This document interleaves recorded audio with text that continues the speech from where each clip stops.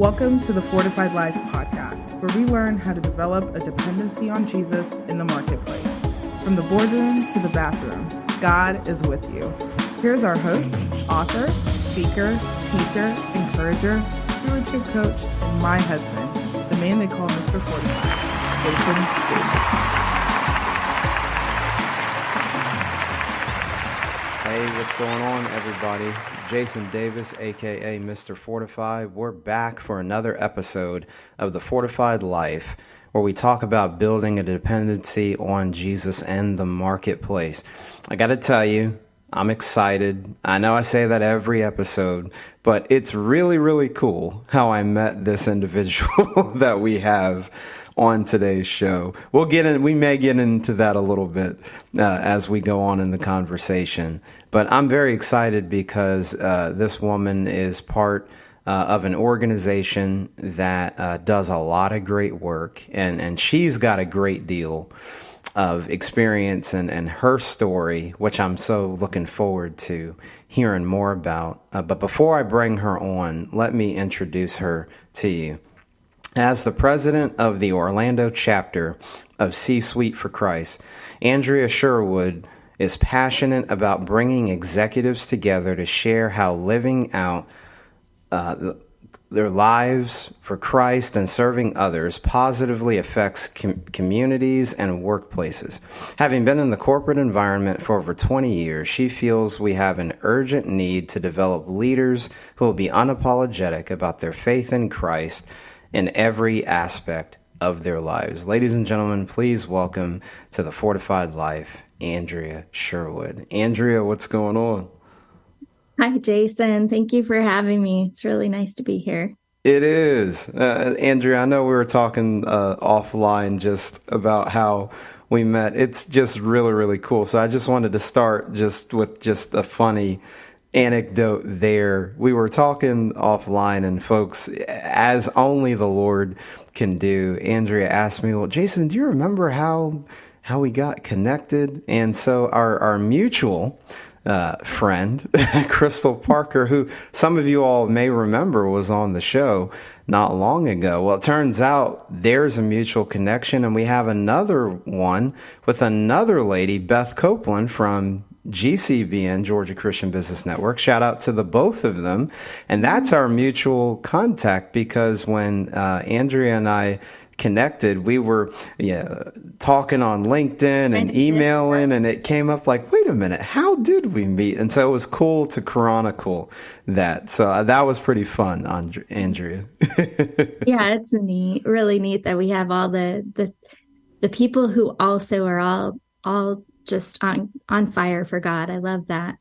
Absolutely. And a big part of that, folks, is C-Suite for Christ, and we'll get more into that with how Andrea's role. But I had gotten introduced to the organization, and I had said to myself, man, it'd be great to have someone on the podcast, but I don't know anyone personally. And as if the Lord were listening in on that, he made it happen with Andrea, and here she is.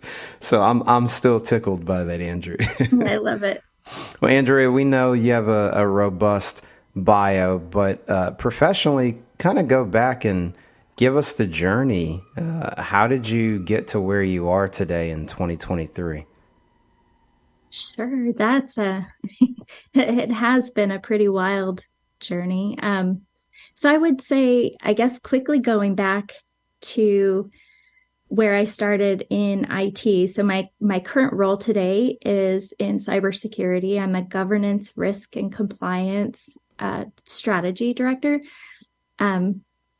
Basically, I started out in my career in information technology. So I have a bachelor's in IT, and basically went into that field just because I knew it was going to be just a very, very stable, good for our family. My husband and I were married right out of high school, had our daughter right out of high school, and we were really, for the first few years of our marriage, just trying to figure out what we were going to do. And he went in the Navy, and I took a number of really administrative type roles, and learned very quickly that I love computers.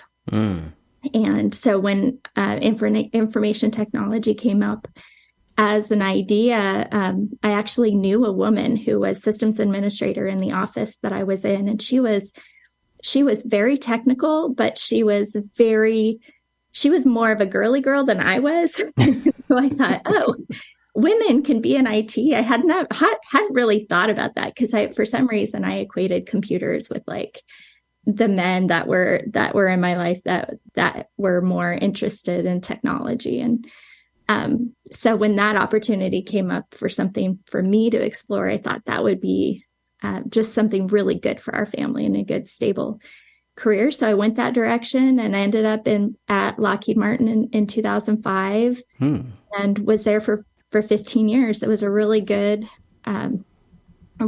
place for me to be, as far as being able to explore a lot of different things in IT and in cybersecurity. And so that's, just I guess a long way of telling you how I got to where I am today, but a lot of different roles within cybersecurity I've had a chance to take. So that's been really nice. Awesome. Love it, Andrea. Now, we have a lot of different people that listen to this show. Andrea, can you maybe give us like the 50,000 foot view? Because when people hear the terminology cybersecurity, the brain probably goes in multiple directions. So how would you personally maybe define what cybersecurity is? Yeah, I don't think people realize there's so many different subcategories within the cyber industry. So you can go into what a lot of people think of as the person behind the keyboard that's looking for the bad guys, that's looking for hackers or doing malware restructuring, or they're doing that, what they call they're really learning the code behind the malware, and they're trying to figure out how to I guess put in defenses against that, right? So there's a lot of that defense against the malware, but there's a lot of other aspects to cybersecurity that can be in the proactive side, right? Like up with ways that we keep our systems, our networks, our computers, our software, everything more, I guess, hardened is what they call it. When you keep things locked down, you have less chance of having those cybersecurity issues. So there's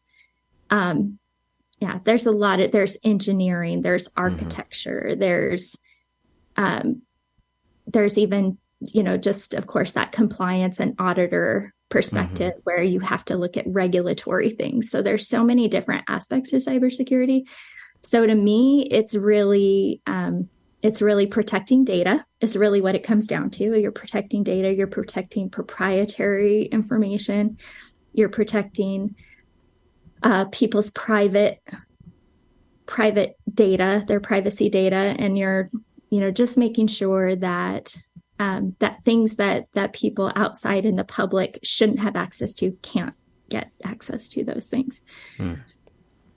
I like that, protecting data, and we know that's only growing more important as the days speed on. Andrea, with all of your experience over the years, and obviously I know we're talking about security, so some things you probably had to have access to be able to see, but what were some cool initiatives that you got to work on over the years?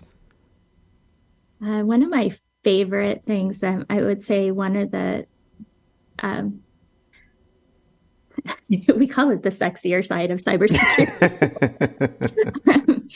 It's just being able to look at an actual incident and be a part of an actual incident within the company. And so just being a part of that investigation of what actually happened, what data was actually, what I'm trying not to use too technical terms, what data had been stolen potentially, and kind of go back through the timeline and figure out, just like you would any other investigation, where you're, really coming up with the evidence that points to was data stolen, and just being a part of that investigation, I think, was probably one of the most fun opportunities that I had. And really, I went through a time in my career where I focused on digital forensics, and I went through certification to become a certified digital forensics analyst.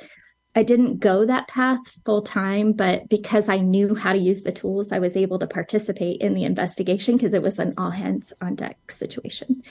That incident in particular actually ended up opening up a lot of what people see today, the team coming up with, the really smart people at Lockheed Martin that I think really have shaped cybersecurity. They actually came up with some of the materials and some of the documentation that people are still learning today from a cybersecurity perspective on how layered defense is really important. You want to think through not just, having this flat protection or like one layer of defense. You actually have to think in multiple layers and really get deep protection. And so it was kind of cool to at least be part of and see that what those really smart people were doing from a cybersecurity perspective, and then just getting to really get the hands-on to see how that all works. Wow. A pioneer you are, Andrea. You made me think about something else when being part of investigations like that. I'm sure, as you know, in this social media driven world and a lot of reaction from the news, Andrea, did you ever find yourself having to support like PR and as you're doing the investigation, how do you message that out to customers or the industry? How was that experience, if you had to do that or had to maybe even support? No, I don't. I feel really bad for the people who have to do that, to come up with how to look at that from the face of the company. I definitely have never had to be part of that. I've always been kind of behind the scenes. Gotcha. So you're the finder. Like, hey, folks, this is what happened. my and really, honestly, I've always been the person that's more of the systems, the technology, the subject matter expert for the technology, and not even really from the investigator side. I really wasn't the person that would do that. I have so much respect for the people that are doing that full time. So yeah, I have this, like in a lot of my bio, I've been able to work with some of the smartest people, and just kind of be on that, kind of the outsides of that. But what that's given me the opportunity to do, though, is to be able to look and what I really love to do is help people figure out how they can proactively defend against the things that have been that have been happening the last several years, and how can we better just get basic cyber defenses in place and make sure that we're at least doing that, and then figure out from an industry perspective where people can look at the threats that are coming at them from an industry, and then help them to do those protections very specific to them. Gotcha. So Andrea, I'm thinking about kind of two threads. You've obviously seen the big, huge corporate side, but I'm sure even going home at night, there's even on the family, personal side. So what would be some wisdom you would share to a business owner? What are some basic things to consider when it comes to security? And then likewise, for the families out there at home, family, husband, wife, children, again, what are some takeaways? Because it seems like there's always some new sort of threat or malware coming out, or people hacking various companies, whether it's, there's been phone carriers or credit bureaus? What are just some nuggets of wisdom you can share for the business owner and for the families on that? I think there's that's a really great question and really important for everybody to kind of contemplate. There's a few things that I think are the most important for everybody to consider. And I think you're probably all in your audience is probably all hearing a lot about multi-factor authentication or two-factor authentication. Not just having one password for everything. And it's as hard as it is, as tempting as it is, having a password manager is I think one of the most important things you could do. So if you have multi-factor, that certainly helps you. If you do have a password compromise, you do have that second thing, that second layer, that getting that text or having an authenticator app on your phone. Those kinds of things will help to protect if your password is compromised. But ultimately, if you have a password manager, it will make your life so much easier. It takes a minute to get used to it, but it's basically you're able to go on any website and it'll keep track of all of your passwords for you, and you can just plug it in. And then basically, if your account is on a server and somebody steals their credentials on that server, your username and password, if you were using it again somewhere else, the same email and the same password, they'd have access to other things that you use that same username and password on. This is going to give you, obviously, that protection of that account might be compromised, but nothing else would be. So that's, I think, one of the most important things for people to do, because we're doing so many things on the cloud, on the internet, just super important to have multi-factor and password management. Of course, keeping all of your software up to date, keeping if you have a Mac or a Windows system, using that automatic updates that come in to patch your system, that update it to the latest version on your phone. Always keep that stuff turned on and keep those things going. Because anytime there's an issue or vulnerability that comes out, those companies are going to send those patches to you and fix it right away. So I think that's I guess the top 3 things I would say people should do. Awesome. So I could go on all day. No, that was really good. So folks, if you make sure you're tuning in, we live in a world where you can go back and listen on demand. That was definitely some gold that Andrea dropped. 2-factor authentication. That's usually where you get the text message sent out to your phone, or once logging in, and then a password manager. And there's many of them out there. It's not an endorsement of one, Andrea, but just any of them off the top of your mind come to the top of your mind. Yeah, I always recommend 1Password. I'll tell you honestly, I'm not using it. I was already using something else when I heard a lot of people saying that was a good one to recommend for your family. It's supposed to be super user friendly. I hear that's a really good one for people, just the standard everyday user. Awesome. Even got a recommendation from her, folks. There you go. And by the way, that doesn't I'm not getting paid for that endorsement. Right. It's not getting paid. She just said, hey, I hear. This is what I hear out there. You're making me think of so many things, Andrea. I have to ask, since you brought up conversation, Mac or PC? I have a Mac. I use a Mac at work. I have a Mac. I probably shouldn't even say that. I love my Mac. I love that I've gotten my dad and my father-in-law both on Macs, and they don't call me as often to help with their technology. That's just, yeah. I feel like it's, my daughter, she's a photographer, and she had a Mac, and she did really great with that for a long time. And something happened where she was having a really hard time with storage on her Mac. So she needed to get a inexpensive computer with great performance quickly, because that's what she needed. And she went to a very inexpensive Windows PC, and she loves it, and she's doing fantastic with it. So that's just to say that, Mac it definitely isn't always the way to go. But, I personally think for people that don't want to have to worry as much about, devices plugging in and if your printer's going to work, and that makes sense.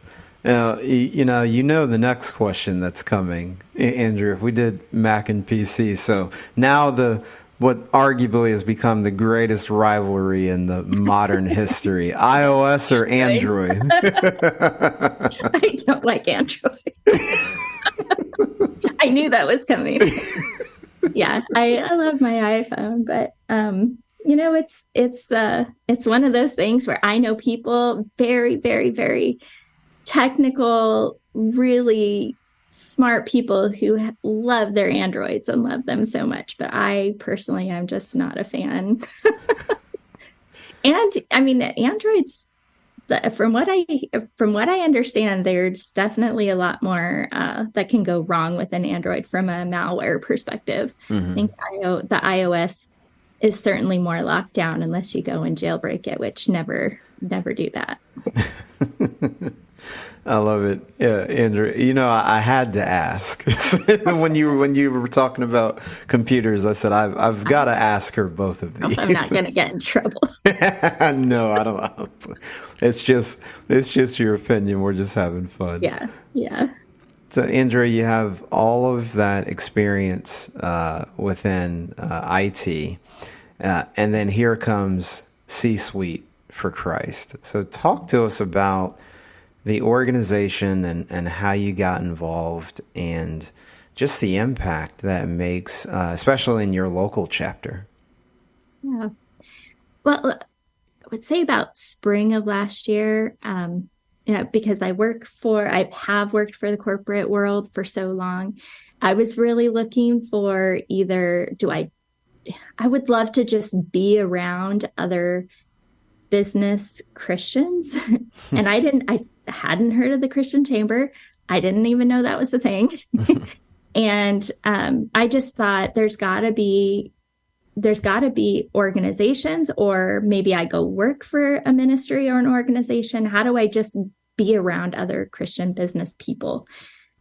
And C-Suite for Christ popped up on LinkedIn for me. And I don't even know. I mean, obviously God put it there, put it in front of me, and made me pay attention, which I'm so grateful for, that God put that right there in front of me to make me look at it, start doing the research, to where I eventually reached out to Paul, and Paul Newberger is the founder of C-Suite for Christ. And I asked him, how I would be able to get involved, and was invited to just participate in their virtual meeting. They had their virtual meetings in Milwaukee.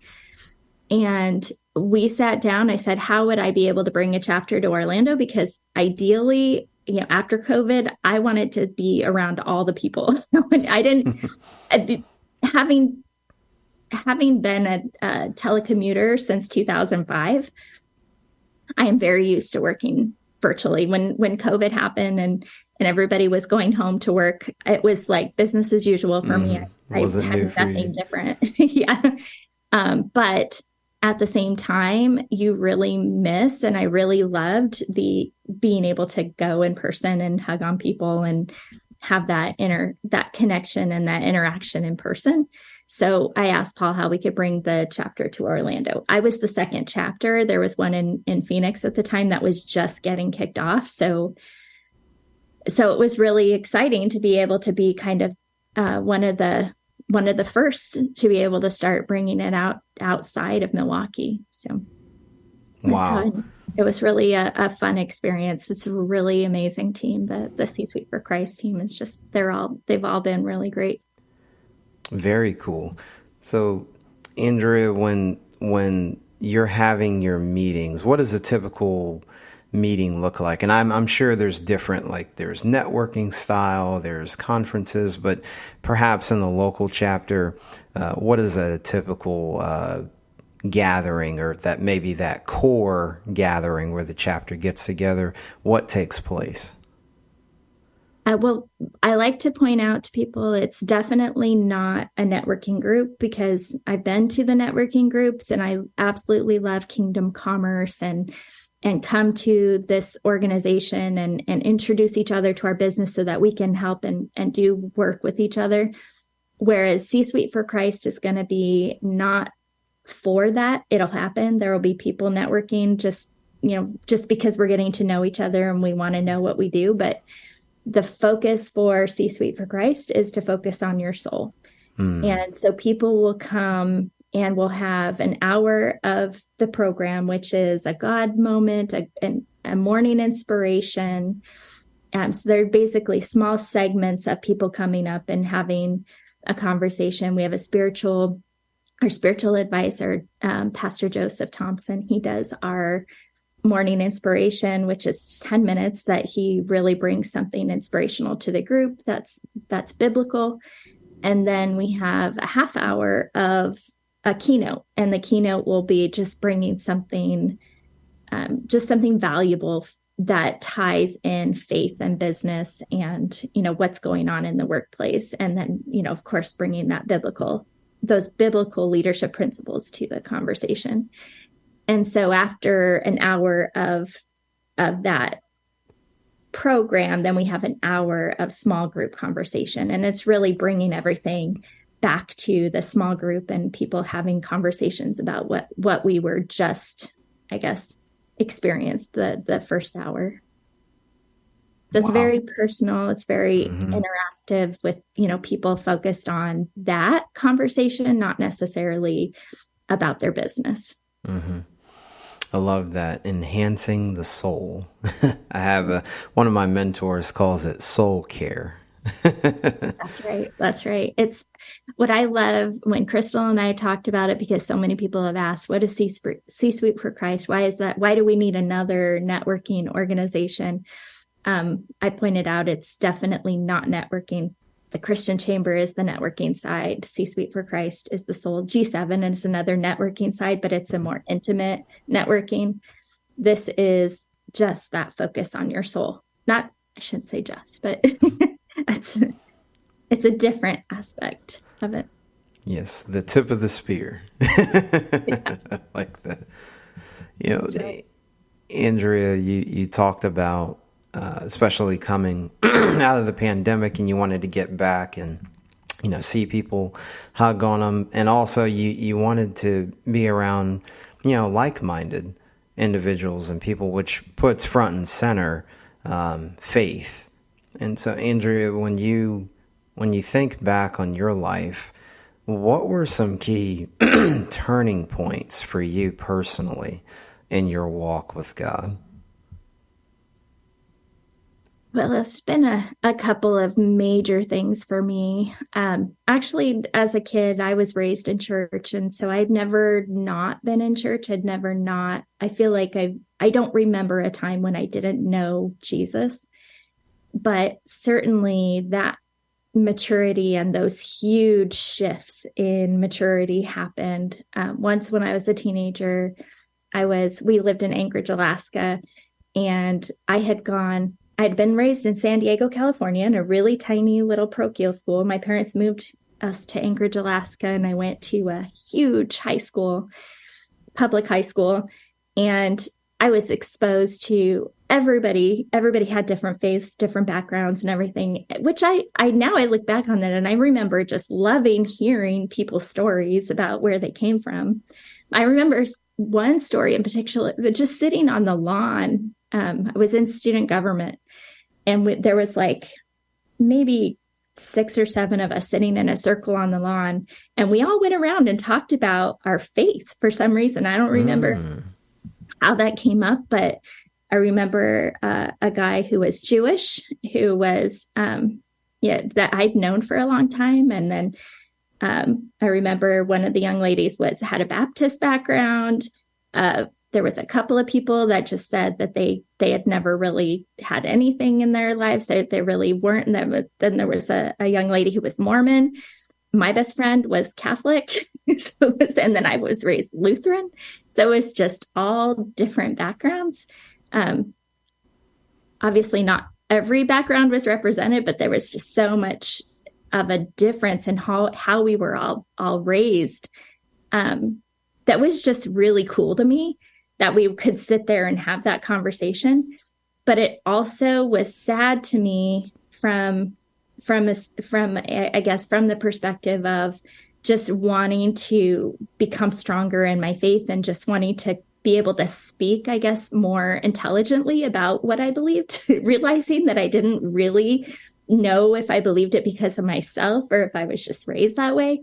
And so just kind of realizing there was a huge gap in that. Yep, this is how I was raised, but is it really who I am? So my junior year of high school, my freshman and sophomore year, I had a lot of kind of wild friends that, and had done some kind of wild things in high school. And I met a person in particular that had kind of steered me away from all of that. And he was a senior and was going to graduate and go to college. And I kind of took the opportunity at that time to say, this isn't what I want for my life, for my whole life. And so the combination of reflecting on my faith and wanting to do something more with my life, my parents had, not really understood any of this. We had a recruiter come to my church that actually introduced me to a high school in Wisconsin, and said, you can go to this school if you, or this boarding school, and trying to kind of distill it down to something, something not too long, but, so the recruiter came to the school, and my parents said, you have an opportunity to go to this school if you'd like. So being a sophomore in high school, I thought this was an opportunity for me to kind of start over and be around other Christians and kind of learn more about my faith. So I went to a boarding school, and my last 2 years of high school was just surrounded by other kids that were Christian. And that's where I met my husband, was my senior year of high school. And I guess that was one pivotal point. I would say I went to church, raised my kids in church for a number of years. I feel like we did church on Sundays. We did everything else during the week. So I still don't think we were there yet. So really, coming to probably in my 30s, realizing that how you live out your faith really matters. How you live day to day in your faith really matters. I had a health crisis in my late 30s, where I really ended up having to stay in bed for a number of months, and realizing that I had to, not really just in bed, but really just not being able to walk very well, and spend a lot of time in bed, and having to just read and reflect and do a lot of my work. I was still working most of that time, but I would have to do work because I couldn't get and walk. So that all kind of changed and pivoted my whole perspective on, I wanted to volunteer for church. I wanted to do different ministries. I wanted to do things, but God was like, nope, you're just going to stay right here and do nothing but read and do some reflection and kind of learn more about where you are in life. And at that time, my kids were starting to kind of graduate and get out of high school. And so really there wasn't much for me to do except that. And that was a huge change, I think, in my faith, and just realizing that that there's so much more when you spend daily time with God, and there's so much more to life when you really study His Word and really get into it. And so I'm just I think those are some major things that happened to me in my life. My goodness, never ceases to amaze me. Just the powerful stories that people share. So thank you for your transparency on that, Andrea. Really appreciate it. Intimacy with Jesus. That's a recurring theme that I hear from people as we live at our faith daily, for sure. Andrea, before we get ready to go, because you've given, you went deep with technology, then you introduced us to C-Suite for Christ. So as we get ready to close, what are you excited about? What is C-Suite for Christ? What does your chapter have coming up? We're kind of in that end of spring, early summer of 2023. What's new? What's fresh? What's coming up in the back half of the year? Wow. I'm so excited so each month we have a new meeting and a new speaker. We have on May 24th, we're meeting every fourth Wednesday of the month. And so that'll be the May event, and we'll have another one in June, at the end of June. But we have some really incredible speakers that are coming in. And so I'm very excited to have people just come and experience C-Suite for Christ. You can come for a couple of meetings and just really see if it's something that you want to get involved with. We brought in a new vice president for the chapter, and he's doing some incredible things. Chad Garman, he's really motivated and excited to do a lot of things that I think the members are going to be really excited about. That has me excited, Andrea, for sure. And folks, we'll have everything in the show notes, so don't you worry. Don't you worry. We'll have everything posted. Andrea, where can people go to learn about the chapter, your chapter, and just more information about C-Suite for Christ? Orlando.C-Suite for Christ is our website, and you can get a lot of information there about the C-Suite for Christ in general, the podcast, the radio show that Paul Newberger does. He does a Covering the World in Christ radio show. We have all the information about our monthly meetings. And then feel free to reach out to me on LinkedIn. If you find me on there and you'd like to ask me any questions, you can reach me there for sure.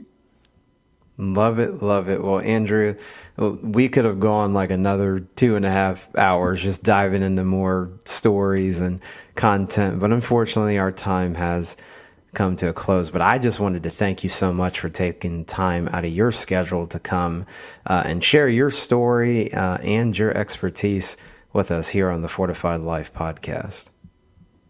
Yeah, thank you so much for having me, Jason. It's been a lot of fun. It went by so fast. Yeah, it almost went by too fast. I'm like, what?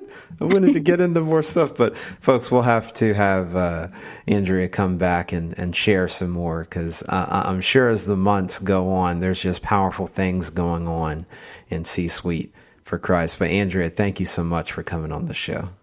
Thank you. Well, folks, we leave things here on the Fortified Life podcast. Don't compartmentalize your faith in the marketplace. From the boardroom to the bathroom, God is with you. We'll see you next time on the Fortified Life podcast. Thank you for listening to the Fortified Life podcast. You can catch us live on Wednesdays at 8:30 p.m. Eastern Time and on demand. Check out fortifiedlifepodcast.com for more details. To learn how to live out your faith in the marketplace, grab a copy of Jason Davis's book, Fortified, Being Rooted in God's Plan for Work and Business, available on Amazon. You're listening to Joe's Live Worldwide Podcast.